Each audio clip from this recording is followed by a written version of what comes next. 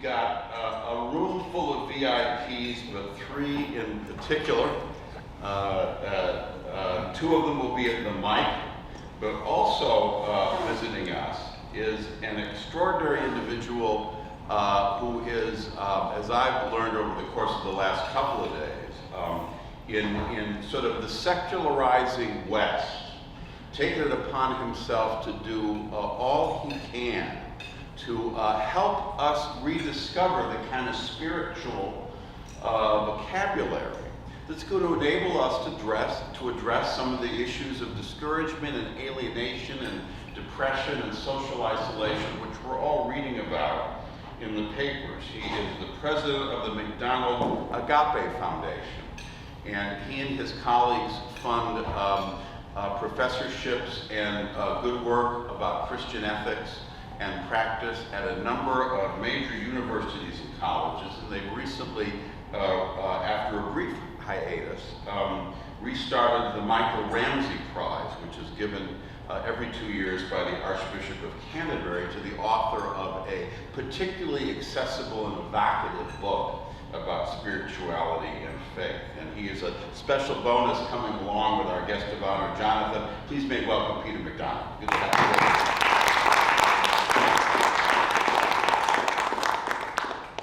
you. And now to, again, my gracious co-host.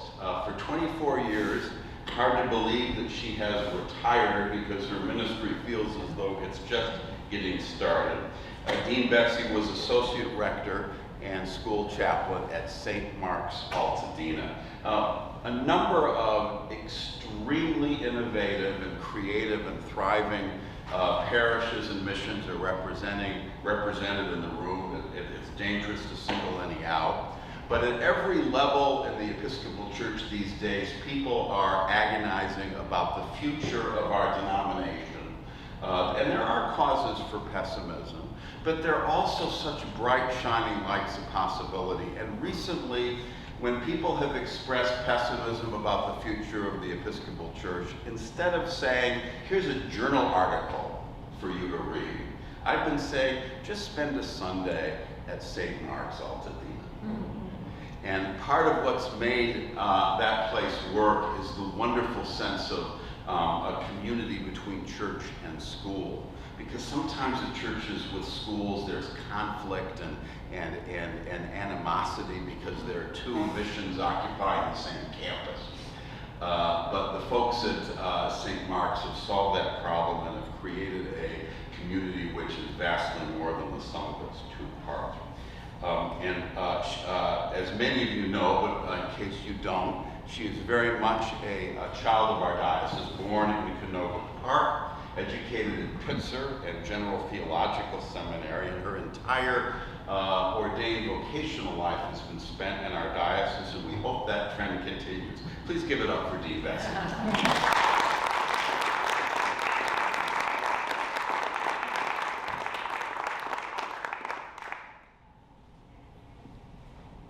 I think now that I'm retired, I am forever more canonically resident in the Diocese of Los Angeles, right? So I just retired at the end of June and am still figuring out what that even means. I have a new relationship with time. It's the big thing I'm discovering. And with Southwest Airlines.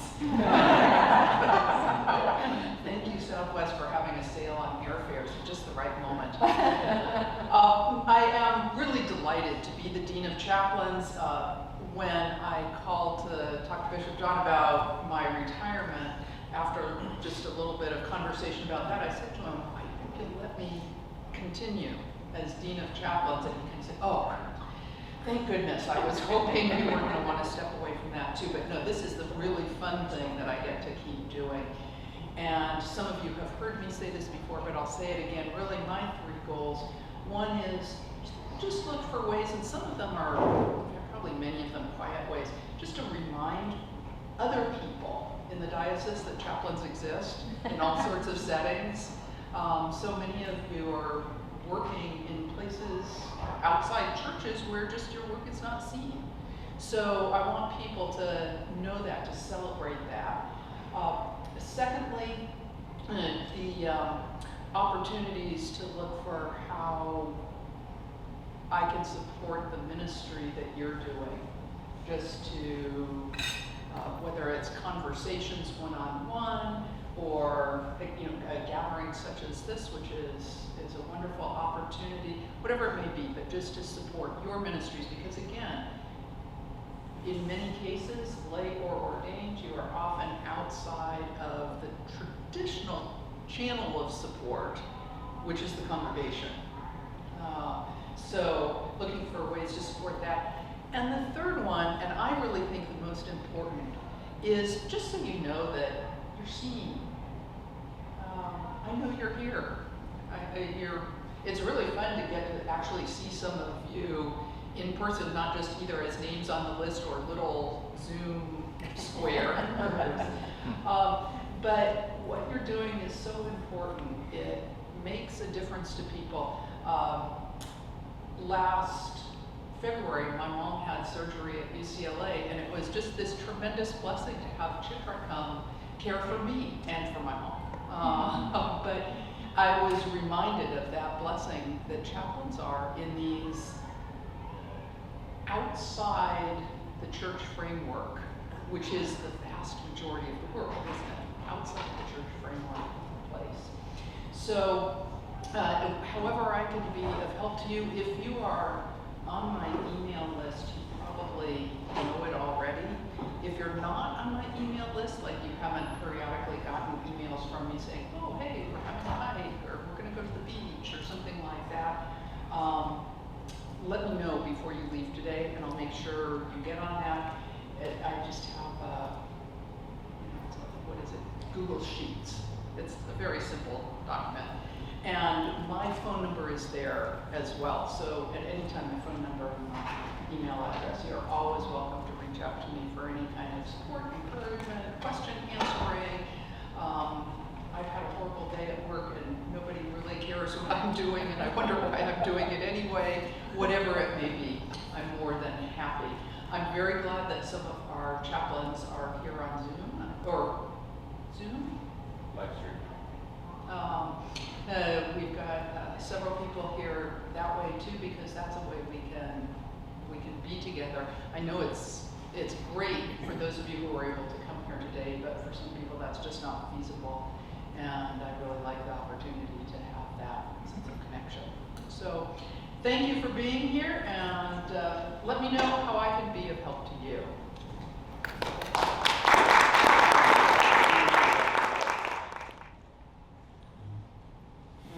Thank you, Dean. It was at Betsy's suggestion that we took pains, thanks to colleagues who were making that possible, to offer this time via live stream, because our chaplains are busy people. And according to the records we have, chaplains Jonathan, Deborah, Joseph, Nancy are participating via live stream. And I want to single out the Reverend John Draper, who is doing ministry today at Lompoc Prison, but is participating via live stream, which of course brings me to the ministry in Christ of our distinguished visitor from London. Born in Dublin for reasons of family vocation, into a distinguished British political and journalistic family. Jonathan Aitken started out vocationally as a journalist and as a war correspondent.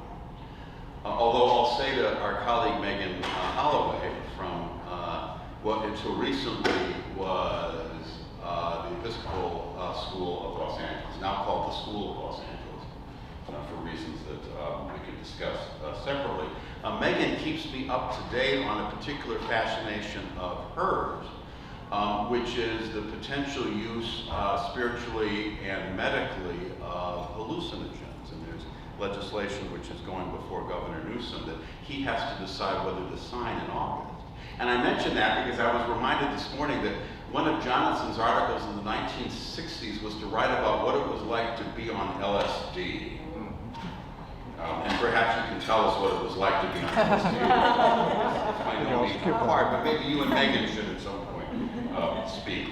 He became a member of Parliament, and was a member of the cabinet of Prime Minister John Major. And I have Jonathan's permission to note that it was at this point in the middle 1990s that his life and vocation took a sudden and abrupt turn, because in response to allegations made about him in The Guardian, a member of Parliament and cabinet member Aitken sued The Guardian and was subsequently himself convicted of perjury, resulting in a prison term, in the course of which a great prison chaplain was born, according to the ineffable and unstoppable work of our God in Christ and the Holy Spirit. He was a celebrated lay chaplain for many years. At the Lambeth Conference last summer in Kent, my entree to Church of England bishops was to say I knew Jonathan Aitken. And their faces would always brighten and say that he was one of the most extraordinary and devoted prison ministers they had ever encountered. And my entree with the Archbishop of Canterbury was mentioning that I knew Jonathan Aitken, at which point his face brightened, and he said that every week Jonathan took his mother Elizabeth Holy Communion, a ministry that ended just some weeks ago when Lady Elizabeth died and went to be with our Lord. Jonathan was ordained as a deacon in the Church of England in 2018, a priest in 2019. He is the author of what I thought was 18 books, but this morning he brought his 19th book, which is Out, which I can't wait to dip into. And among those 19 books is one called Nixon, A Life. Because when Jonathan had a little bit of spare time, he decided he wanted to write a 1,000-page plus magisterial biography of the 37th President of the United States, whom I once worked for. And at that point, a nearly 40-year friendship between Jonathan and Kathy and me began. And so I cannot tell you what a joy of the heart it is to have this extraordinary servant of our Lord among us. Would you please welcome the Reverend Jonathan?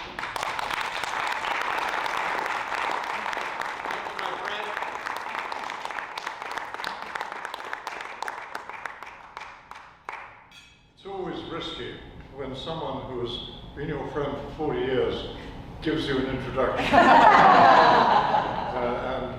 I think I'll skip LSD. But the place where I think I'll begin is by saying that maybe if we were trying to seek a mantra for this fascinating and I think important lunch today, it might be, we chaplains should stick together.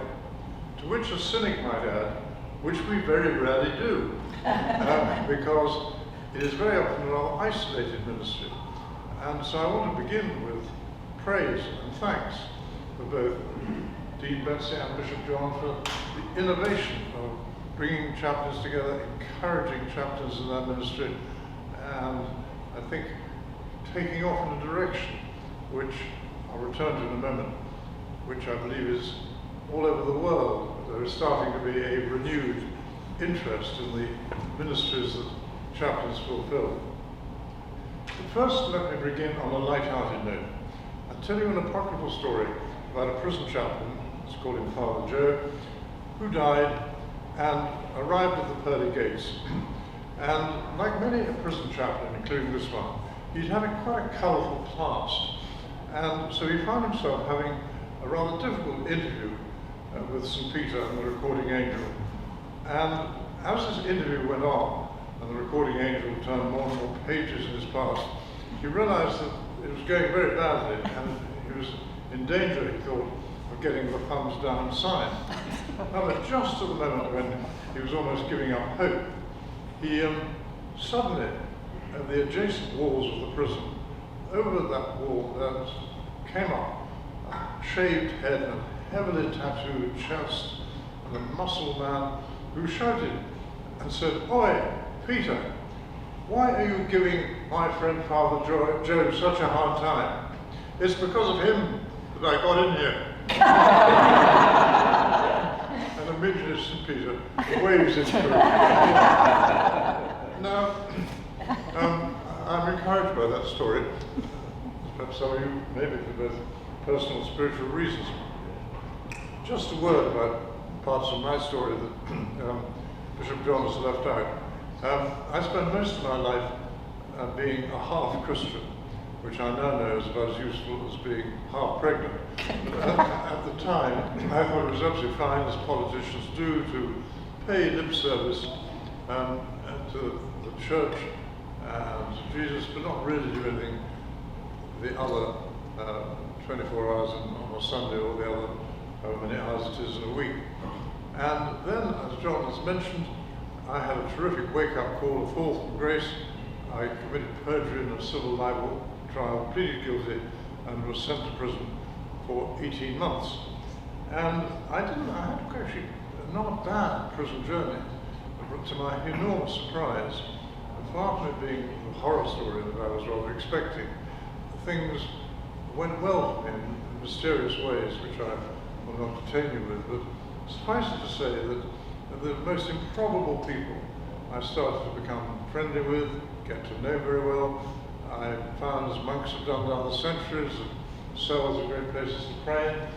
I was amazed when we formed a prayer group, not led by me, consisting of bank robbers and murderers and arsonists and goodness knows who prayed together every day. It gave a new meaning to the Christian term, a cell group, as we prayed. But anyway, I became much more involved and deeply moving towards wishing to know more about these amazing characters I'd ignored so much in my life, God, and Jesus Christ, and so on. And so, on coming out of prison, I made a very unusual career move.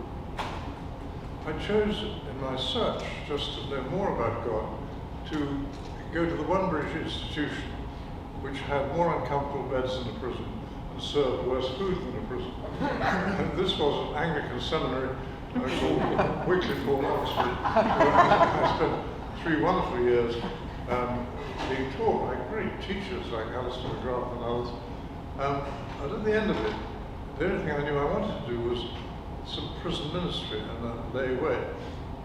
Under the complicated rules of the British penal system, you're not allowed back into a prison to do things like ministry for something like 3 years after you left prison. And although I spent most of that time already doing theology, getting a degree in it from Oxford, I yearned to do prison ministry, and no British chaplains who would take me. But however, I found one called Chuck Colson, who I'd got to know very well while writing Prison Nixon's biography, and he welcomed me into prison fellowship. So I was really trained in prison ministry on this side of the Atlantic. So to those of you who are prison chaplains, and I know there are many more in wider fields, I have a huge debt of gratitude to American chaplaincy ministry. Let me say something about chaplaincy and why it's changing in importance. I, after leaving Wycliffe Hall, did not feel that I was suitable or worthy of being an ordained priest, or indeed a prison chaplain in an ordained sense. So I waited and waited, but God very often, the Hound of Heaven has other ideas, and started to chase me and whisper into my ear and say extraordinary things, like, I want you to be an ordained priest. And in my quiet time, I used to say things back rather more politely. If that's you speaking, God, please shut up, because I'd be a very bad priest and so on. But the kind of gentle nudging and nagging went on. And finally, when I was, the tone then changed. Actually, I meant I want you to be a prison chaplain. That made a lot more sense. But even so, I was hesitant.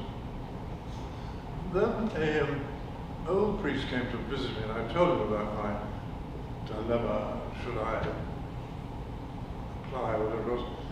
And he said, have you read what C.T. Studd said about being a prison chaplain? Now, the name C.T. Studd won't mean anything to you. but he was the sort of sporting equivalent in his day of Babe Ruth to baseball, or Jackie Robinson to the great sporting world that he led. And C.T. Stuyvesant, who had been cricket captain of England, was a tremendous hero. And suddenly he said, in the middle of his sporting fame, that he wanted to be a prison chaplain. And one of those who are advising us now, C.T. Stuyvesant, you were far too grand and great a man to be a prison chaplain. Why don't you go into the conventional church ministry? You'll be a bishop in no time with your cricketing skills. And but C.T. Stuyvesant said, no, I want to be a prison chaplain. I want to stay as a prison chaplain. And he got so fed up with explaining to people why he wanted to go down the chaplaincy route instead of the conventional ordination for church route, that he wrote a little verse of doggerel, which I persuaded All Saints to print in their order of service yesterday when I preached there. And the verse of doggerel went like this: some like to live within the sound of church or chapel bell. I want to run a rescue shop within a yard of hell. And when I read that, I said, actually, that is what I want to do. And I became a prison chaplain, and I've been now for 5.5 years a prison chaplain, one of London's biggest and toughest prison, although I'm told that Los Angeles Central may exceed both departments, which is called Pentonville in London. And I love my work as a prison chaplain. I've never been happier. But I do some other forms of chaplaincy as well, because in the end, chaplaincy is pastoral and personal ministry. You are meeting people on the sharp end of a moment of great need in their lives. And I love that. And it's not just to the Mother of Archbishop of Canterbury that I go to the elderly to take home communions and pastoral care. I also have a chaplaincy to what we call the civil service. I think you would call it government servants. A pretty secular world. In our country, a lot of the civil servants live in a district called Whitehall, and I'm chaplain to Christians in government in Whitehall. But my first love is just chaplaincy generally, and prison chaplaincy in particular. And while I've been a chaplain, I have noticed something which perhaps is happening here in this diocese now, is that the status of chaplains and the interest in chaplains is rising and changing for the better. Now, none of us who serve God should be in the least interested in status, nor are we. But it is just interesting to note that chaplains, certainly in the UK, are suddenly becoming more respected, more written about, people are more interested. Why? Because certainly in our country there is a bit of a division in people's minds between ministry and church. The church seems to be often beleaguered by complicated squabbles, theological arguments, or abstruse discussions about sexual this and that. Having spent most of my life in politics, I never want to have to go near church politics, which are on the whole rather tougher and nastier than politics, but that's not about it. But what I do think is that in chaplaincy, you just have to get on with it. And you haven't got time for feuds or arcane theological disputes. I love theology. I love the work that I do for Peter MacDonald's great ministry, the Montgomery Agape Foundation. But in prison ministry and all the kinds of other ministry, whether it's the elderly or military chaplaincy, you're on the front line and you're meeting people at their hour of greatest need, and you just have to roll up your sleeves or more often kneel down and get on with it. And I love that. I think that the other thing about prison chaplaincy, no one is going to give us medals or mitres, but I don't think we really understand whether we're any good at chaplaincy this side of eternity. And that brings me back to the story of my friend Father Joe. He obviously met people as prison chaplains do, and as those who have ministries to hospitals and the dying and the elderly. You simply don't know when you offer pastoral care and prayer and one-on-one ministry what that means quite to the person. Some of you have a feeling for it, but you don't know.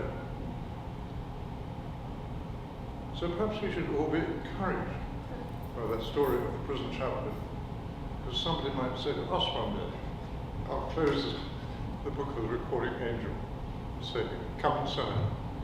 Thank you for listening to me today. I think it is tremendously important in all ministry to be well grounded in good theological and scriptural teaching. And that wonderful verse from, I think it's 2 Peter chapter 1:5, your faith, thy goodness to goodness, knowledge, and it goes on through a list of things which you should do. All those, as it goes on, are values and virtues which serve you well in chaplaincy. But at the end of the day, the fact that one is well grounded in biblical and theological knowledge is all useful. But chaplaincy ministry is really the theology of experience. And the theology of experience is deeply intimate, from the heart. And I'm not sure anybody at a seminary can really teach you how to do it. In a slightly alarming way, we learn on the job. I was brilliantly taught in prison ministry by Chuck Colson. I went into many jails, and I remember particularly going to death row at Huntsville Prison in Texas with him, and indeed to many other prisons. I remember being very surprised, although it stood me in good stead, the amount of sudden converts to Muslim, to Islam, in even sort of white Anglo-Saxon Protestant areas like New Hampshire, which is 60% Muslim, white, and was one of the virtues about chaplaincy. It does break down barriers. And if you go to prison chaplaincy, you find denominational squabbles vanish. I mentioned a great deal in the Quran, and there are verses in the Quran which you could pick up. Actually, some of them mention Jesus. A beautiful one which I preached on about 2 weeks ago was paradise lies at the feet of mothers. Could be any biblical verse, but all prisons have mothers, and so let's talk about how our mothers would be longing for us not to be in prison, like us to do differently. So now this is, nobody's going to teach you that at a Christian seminary, how to deal with that. But nevertheless, important though it is to be grounded. I think often in chaplaincy you're on your own. You're serving God, and if you keep to God's rules and principles, even though you have to sometimes innovate beyond your own comfort zone to deal with somebody who is dying or angry or suicidal, whatever it may be, nevertheless, training is good, but it's the theology of real life experience which really matters.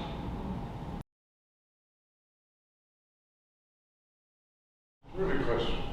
Well,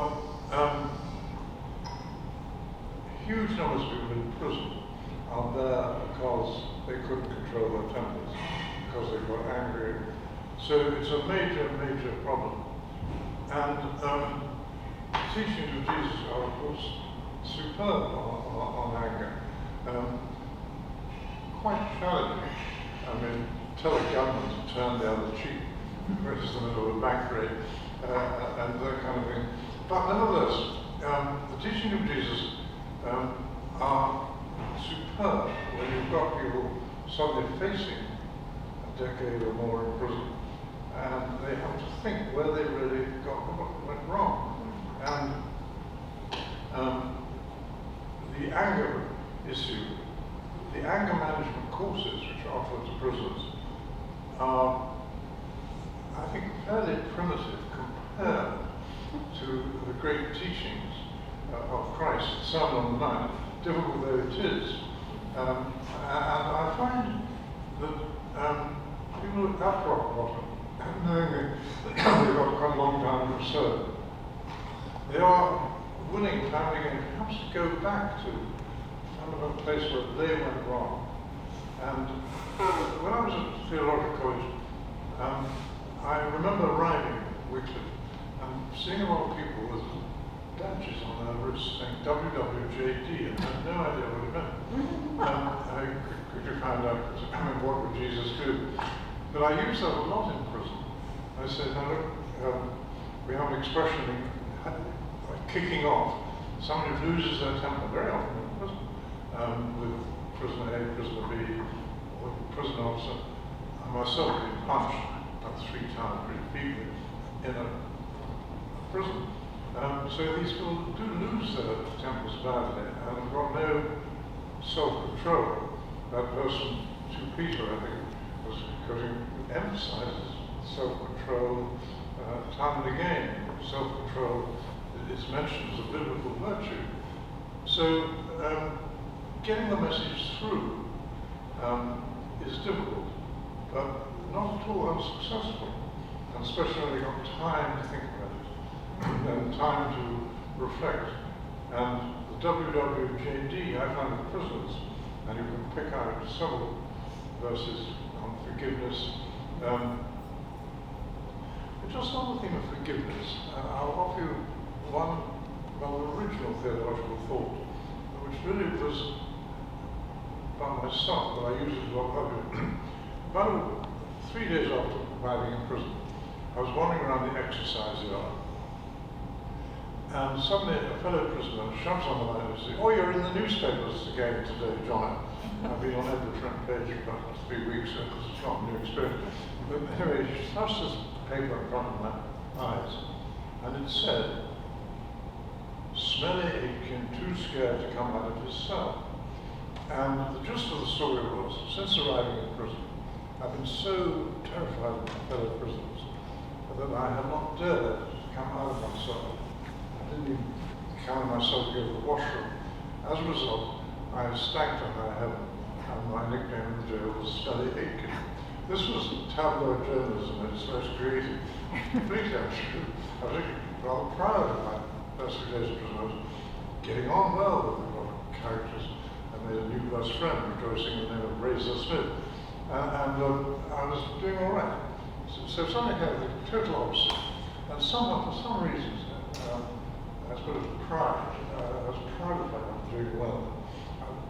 I reacted internally and externally with fury. I was set under journalists in kind of sticking pens in. Anyway, I walked around the exercise with the smoke coming out of my nostrils and angry about this. And he came alongside me and said something like, "I do hope you're getting on well," or something. I said, "No, I'm not. I'm really angry about this journalist, about this article. It's completely untrue." And poor Mike got another barrels of my over-the-top anger. After I'd run out of breath, he paused me and he said, "Well, as a matter of fact," and I said, I was trying to go down the Christian line. I'm supposed to forgive this, but I cannot forgive this journalist. I cannot possibly forgive." And this monk said to me, "Well, as a matter of fact, I think you're absolutely right. You can't possibly forget X, the journalist." We all read the story in the Chaplains this morning. It really felt like it because we all knew it was untrue. So, of course you can't forgive this. That's rather unlikely advice from a Christian pastor. And then he went on and said, "You know, before I became a monk, I was a parish priest. And I used to run situations.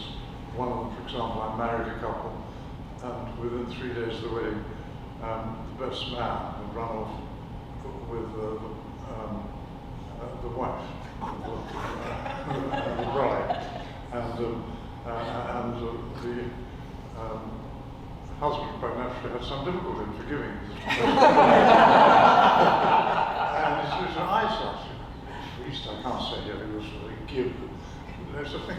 And he said, "You know, I used to, and I ran into more of this issue. And I came up with a suggestion, which I now make to you. It's no use trying to give Mr. X, this horrible, mendacious journalist. What you should do is, knowing that forgiveness is a great Christian virtue, you you should pray to God and ask to be given the gift of forgiveness. Don't sort of focus it on A or B or C. And you'll be surprised. If you pray hard enough, long enough, you will get the gift of forgiveness, and then you will use it. And you will use it even to forgive Mr. X, the creatively inventive journalist. Now, I've never heard that piece of theological advice ever before. When I say the theology of experience is sometimes more useful than long tomes of theology. But actually, I did use it, and within, not just like that, but within certainly a month or two, I'd forgotten completely about Mr. X, the journalist. I had no problem at all. Well, it's just water on the bridge, another newspaper story. Why not forgive it? So what? Move on.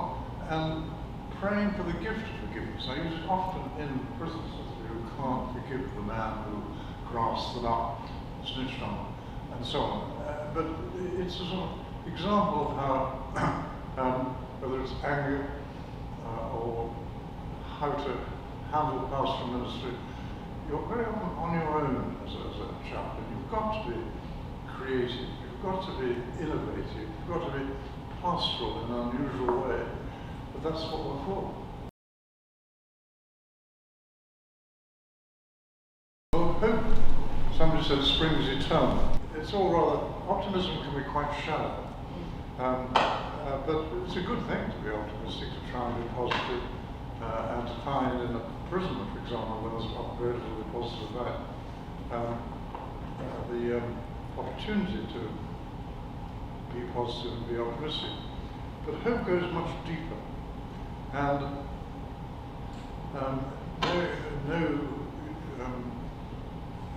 it's a coincidence where Paul, that great passage of 1 Corinthians, he ends it up with these three of faith, hope, and love. And hope is right there in the center of a sort of eternal, not just a temporary phenomenon. And in prison ministry, I worry a bit. I said in All Saints Pasadena yesterday, I was talking about a newspaper story which some people saw, about a TV star whose name was Masterton, who had been sentenced for rape. He raped two women 20 or so years ago, and he'd been sentenced by the Superior Court judge here in Los Angeles. The sentence was 30 years to life. And that raised my eyebrows a bit, only because the average sentence for a rape charge in the UK is 7 years. Some rape charges we get to 10 years. Very rare to find a rape sentence for longer than 10 years. Question, are our judges, and the European judges will be lighter, are our judges too soft? Are American judges, not just in rape charges, many others, too severe? Why is there this great gap between the sentencing to civilized countries on different topics? And I think the only issue here is not who's right and who's wrong, but it should at least be discussed and argued with. And if I was discussing and arguing with any audience, I would say the reason why we should discuss it is that because a hugely long sentence eliminates hope if you're not careful. If you think you're going to get out within 10 years, you've done the crime, you've paid the price, and a 10-year sentence, if you're sentenced to 40, you can live again. If you're sentenced to 30 years, and American sentencing is probably the toughest in the world, and so indeed are the number of prisoners in American jails. Which country do we think imprisons per head of population the highest number? North Korea? Wrong. Putin's Russia? Wrong. Top of the list by a long chalk comes American judicial system, which incarcerates 664 prisoners per 100,000 of population. Why? We need to have an argument about some of these things and discussion.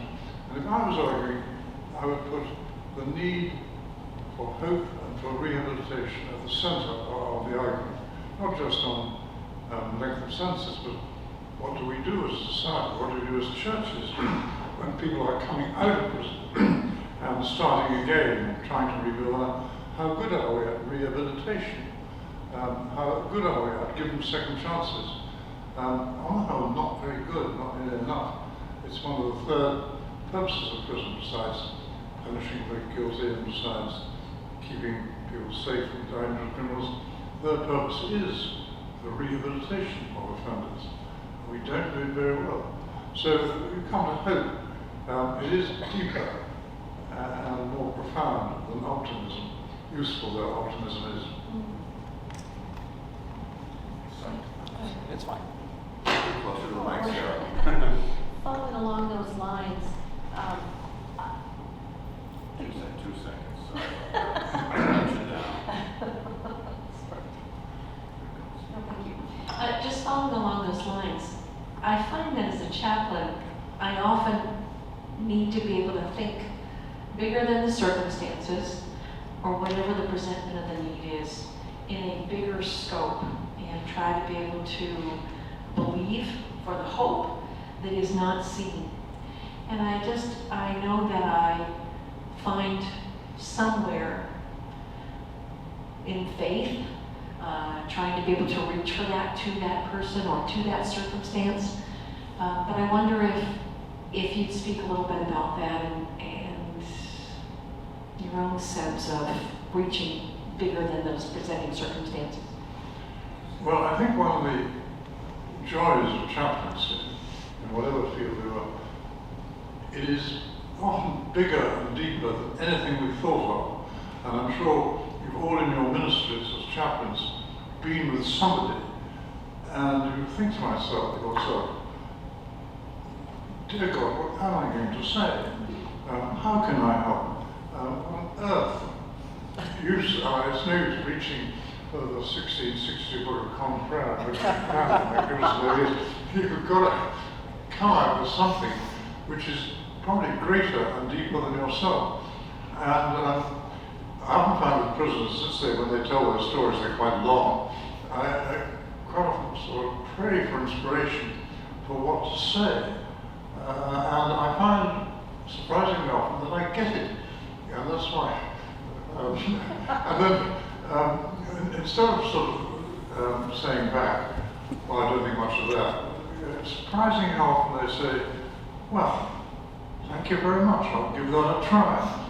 Just like that story I was telling about the forgiveness and the monk. Go and pray for the gift of forgiveness. And something unusual.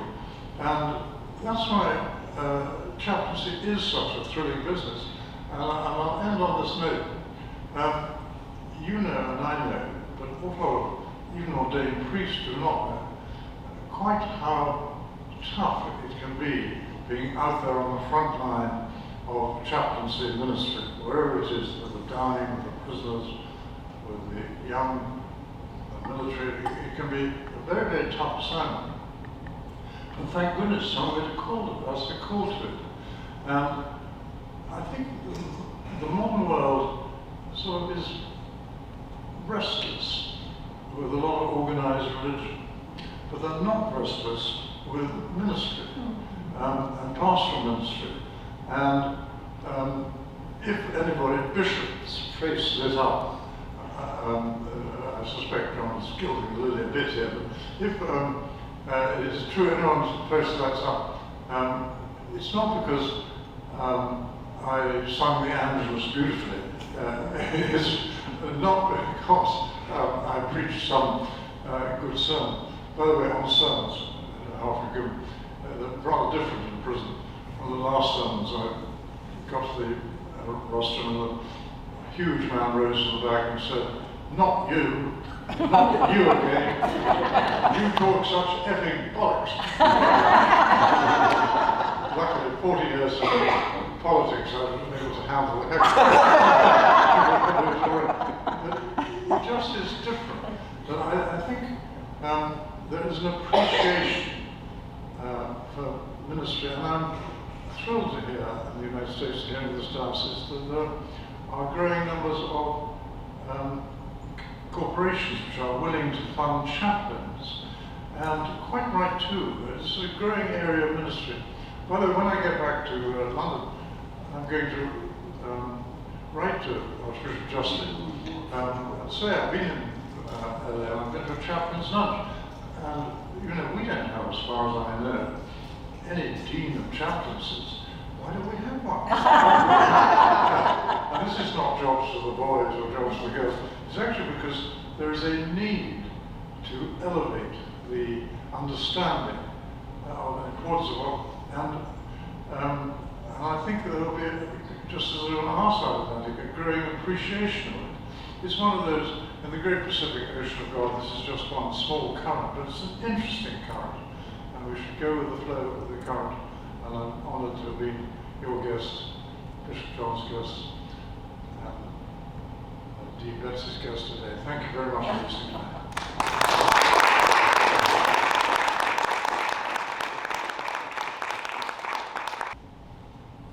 That's an experienced person at the mic deciding unilaterally when it's time to wrap.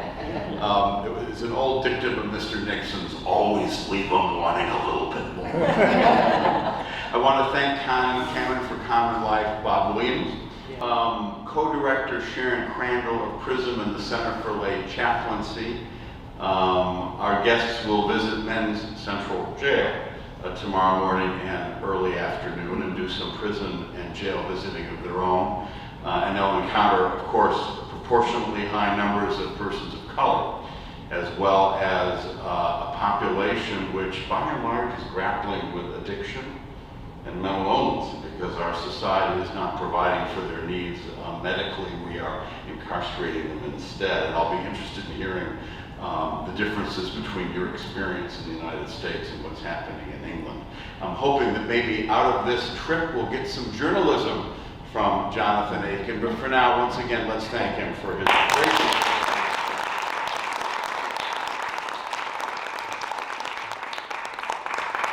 Thank you all for coming. We are adjourned. I know both Dean Betsy and I would be eager to hear from you about how we might find more opportunities to bring this collective of this family of chaplains together. If you have ideas about programming, work that we might do together, obviously the Dean is most interested, but I'm at your service as well. Good afternoon. Drive carefully. God bless you.